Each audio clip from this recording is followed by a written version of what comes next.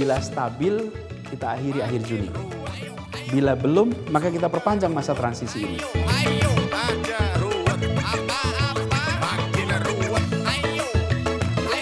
Saya lagi sesek kalau pakai terus. Makin tak kena corona, buru kena corona mati.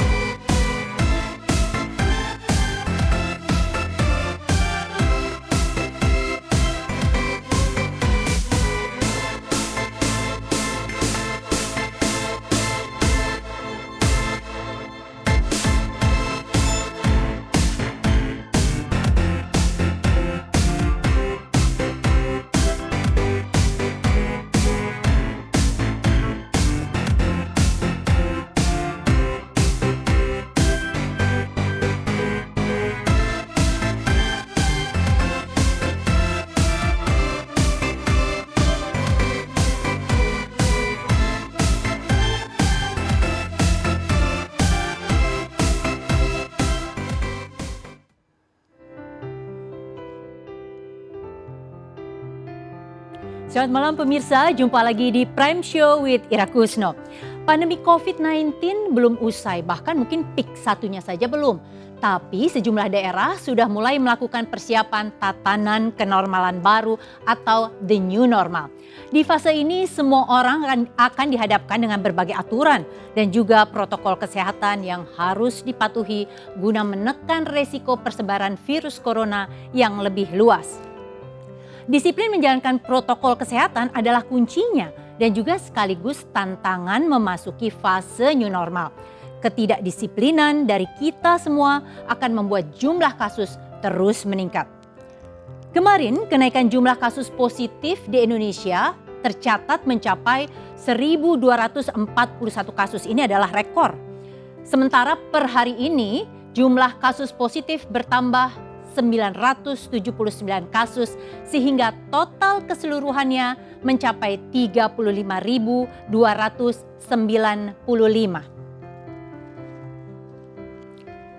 Pemirsa, Presiden Soekarno pernah berkata gotong royong adalah perjuangan bantu-membantu tanpa pamrih dan atas dasar cinta. Gotong royong dan kebersamaan adalah kunci kemenangan berperang melawan COVID-19. Dan ini yang disampaikan oleh tim komunikasi gugus tugas COVID-19, Dr. Reysa Broto Asmoro. Nah, di saat seperti ini, kebersamaan kita diuji. Kebersamaan hanya bisa dilakukan jika kita disiplin menjalankan protokol kesehatan dengan ketat. Dan disiplin ini akan menghasilkan perubahan perilaku dengan kebiasaan baru, sehingga kita menjadi produktif dan aman dari COVID-19. Mari kita semua mewujudkan kebiasaan baru ini, terwujud di banyak tempat, seperti tempat ibadah, pasar, sarana perkantoran, stasiun kereta api, bandara, dan tempat-tempat lainnya. Jakarta merupakan daerah yang sedang menjalani masa transisi PSBB. Pembatasan yang semula dilaksanakan dengan ketat mulai dilonggarkan. Namun bagaimana kedisiplinan masyarakat dalam menerapkan protokol kesehatan di area publik? Pemirsa, berikut pantauan tim iNews di stasiun Bogor dan stasiun Manggarai.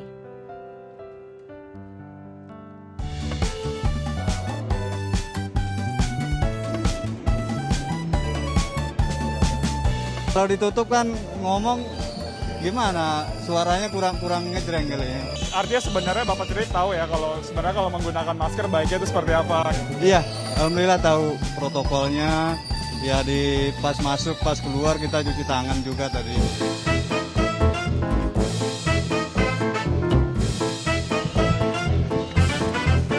Maaf ganggu waktunya sebentar ya. Mbak, ini dari tadi kok saya lihat ngobrol deket-deketan, gak jaga jarak, ini gimana? Kan kita tahu ada protokol kesehatan harus jaga jarak. Ya gimana ya, namanya juga sama teman gitu. Mbaknya kenapa? Enggak. Oke Mbak, jaga kesehatan terus, kalau bisa jaga jarak ini agar terhindar dari COVID-19 ya Mbak. Nah pemirsa, saya melihat lagi ada salah satu penumpang yang juga tidak mengenakan masker. Tentu ini sangat sayang. Saya akan langsung mengajak Anda pemirsa. Mas, maaf ganggu waktunya sebentar. Namanya siapa? Nama saya Putra. Mas Putra, tadi saya liatin Mas, ini kok maskernya nggak dipakai, ini kenapa nih? Ya, saya pakai pelsit sama pakai masker juga. Kebetulan lagi duduk lagi biar nafasnya agak lega sebentar, jadi pakai lagi. Ya kalau memang pakai masker, pernafasan ini agak terganggu buat Mas Putra. Terganggu, ya sedikit agak terganggu, tapi demi keselamatan kita juga harus pakai kayak gitu.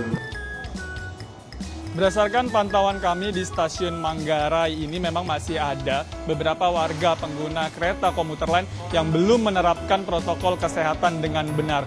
Di masa PSBB transisi seperti saat ini memang yang paling penting dibutuhkan adalah kesadaran warga dalam menerapkan kedisiplinan protokol kesehatan guna terhindar dari penyebaran serta penularan virus corona.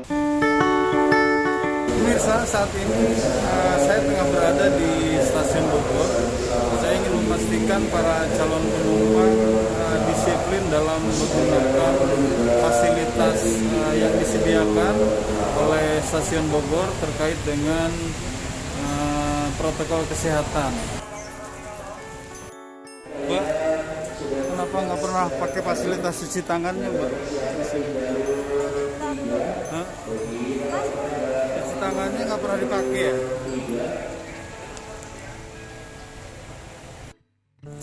Kalau sebelum-sebelumnya sempat juga atau nggak sempat? Karena keburu-buru ya. Mbak, kenapa nggak pernah manfaatin fasilitas cuci tangannya, Mbak? Fasilitas cuci tangannya kenapa nggak pernah dimanfaatin? Hah? Udah dari rumah saya kan Udah dari kota. rumah, cuci tangan. Mau berlaku Pak. Mau buru-buru ya? Oke. Nanti kita sampai 1 menit ini baru kita cuci tangan.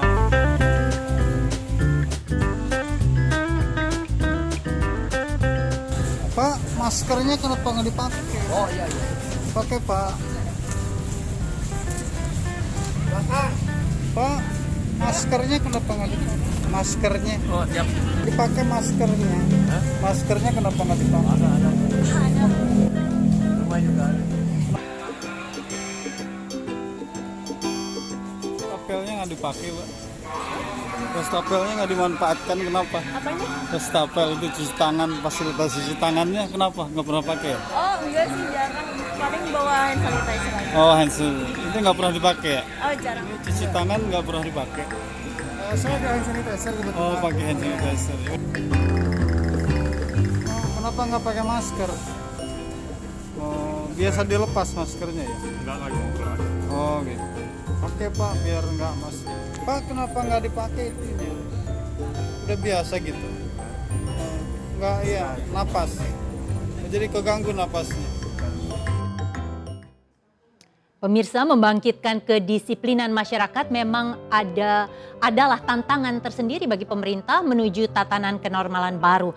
Dan seperti apa hasil pemantauan pelaksanaan PSBB transisi fase 1 selama kurang lebih 1 minggu? Saat ini saya telah bersama Gubernur DKI Jakarta Anies Baswedan. Selamat malam Mas Anies. Selamat malam. Iya, sehat-sehat Mas? Alhamdulillah. Alhamdulillah, baik, ya. terima kasih. Mas, saya mau menunjukkan grafis dulu ke Mas Anies. Saya harus call dulu grafis, silahkan. Ini adalah kasus positif DKI Jakarta. Mulai dari tanggal 8, apakah Mas Anies bisa melihat? Nah, Belum bisa. sudah terlihat Mas Anies? Belum. Ini mestinya datanya Mas Anies sudah miliki. Intinya adalah dari tanggal 1 Juni, begitu, ada naik turun untuk jumlah kasus positif COVID. Ada lonjakan di tanggal 9, tapi Mas Anies sudah menjelaskan bahwa tanggal 9 ini sebenarnya adalah rapelan kasus dan secara teknis angkanya tidak setinggi itu. Tapi biar gimana pun juga Mas, sampai tanggal 11 hari ini itu angkanya sudah tetap di atas 100.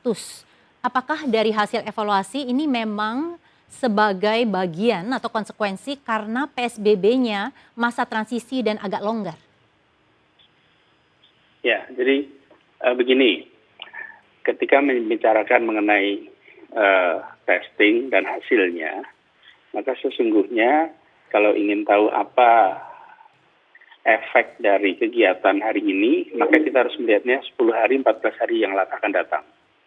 Jadi angka hari ini sesungguhnya menggambarkan fenomena yang terjadi 10-14 hari yang lalu.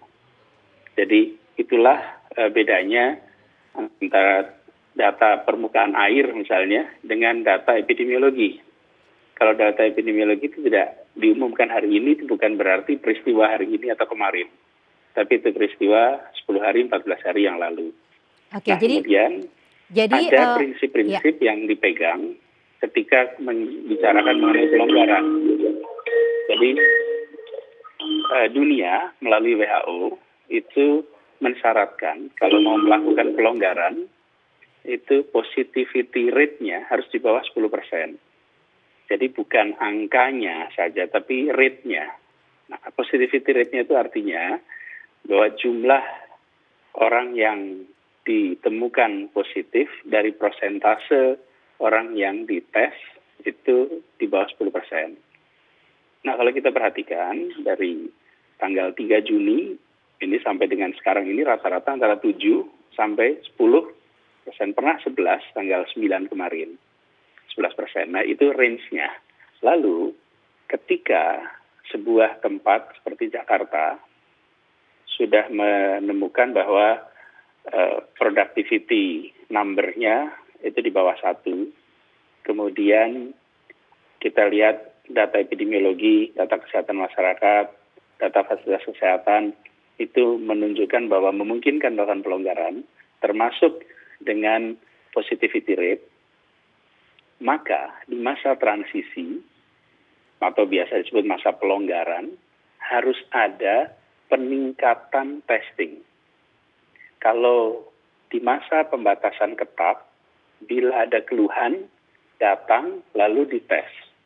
Kalau sekarang, maka yang dilakukan adalah active case finding.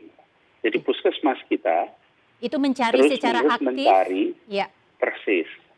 Nah, itulah kemudian lebih baik bagi kami bisa menemukan kasus positif, meskipun kemudian nampak angkanya menjadi tinggi. Karena itu memang fakta. Mas Anies, saya harus potong di sana karena poinnya berarti memang tingginya angka ini tidak bisa menjadi satu-satunya ukuran dan dengan baru berjalan beberapa hari ini perlu evaluasi lebih lanjut. Tetapi Mas, dari wilayah Mas Anies itu sebenarnya ada 66 RW yang masuk zona merah dan zona ini sebenarnya dekat dengan zona hijau. Selama masa transisi ini bagaimana pengawasan terhadap 66 RW yang masuk zona merah itu Mas, supaya ini kan masih ada PSBB lokal. Bagaimana kita yakin bahwa pengawasannya ketat di daerah yang masih zona merah itu? Ya, ini memang agak berisiko menyebut sebuah RW zona merah. Karena itu kita sendiri tidak pernah menyebutnya sebagai RW zona merah. Tapi kita menyebutnya ada kasus-kasus di RW tersebut. Satu RW bisa jadi hanya ada satu keluarga yang di situ positif. Tapi kemudian RW itu diberi tanda. Kenapa? Karena unit analisa kita sampai level RW. Itu udah paling detail. Karena kalau di level nasional, unit analisanya sampai level kota atau kabupaten. Karena itulah ada kota atau kabupaten merah, hijau, kuning. Kalau kita sampai level RW. Nah, tujuannya untuk bisa melakukan tracing dengan baik. Dan juga kita kemudian bisa mencari koneksinya antara kasus satu dengan kasus yang lainnya. Jadi ada kasus-kasus incident rate yang lajunya tinggi pada pribadi orang-orang yang ketika dicek rumahnya mereka ada di 66 RW. Tapi sesungguhnya Mbak Ira, angka itu dinamis Mbak Ira. Jadi 3 hari sebelumnya itu 62 RW. Lalu 6 hari sebelumnya itu 68 RW. Pada saat kita umumkan itu 66 RW. Jadi karena sesungguhnya bukan RW-nya, tapi kasus-kasus yang ada di RW itu. Jadi ketika dinyatakan sembuh, dinyatakan selesai masa isolasi, dites ulang sembuh, maka yang bersangkutan dianggap selesai case-nya. Dan kalau hanya satu orang di RW itu, maka RW-nya jadi dihapus dalam daftar. Tapi perlu saya sampaikan di sini, Mbak Ira, jadi bukan seluruh orang di RW itu, Mbak. Ya, oke, Mas Anies, kita harus break dulu. Ada jeda komersial berikut ini, tapi nanti kami akan kembali kepada Mas Anies. Pemirsa, tampaknya menjalankan PSBB di masa transisi ini adalah sesuatu yang ruwet jika tidak ada disiplin yang jelas, tegak oleh kita sendiri maupun dari aparat. Perbincangan dengan Gubernur DKI Jakarta akan dilanjutkan usai jeda komersial berikut ini. Tetaplah bersama kami di Prime Show with Ira Kusno.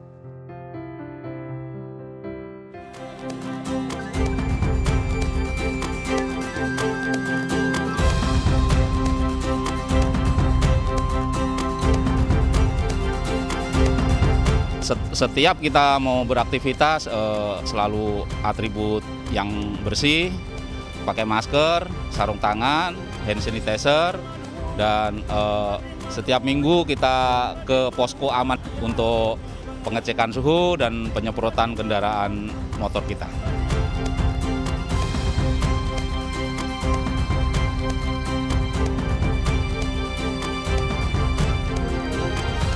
Kita dicek suhu apa, itu semua nongol di aplikasinya customer. Jadi customer pun yakin, oh iya saya pakai driver atas nama Mulyono, ternyata driver tersebut udah dicek kesehatannya dan dinyatakan sehat.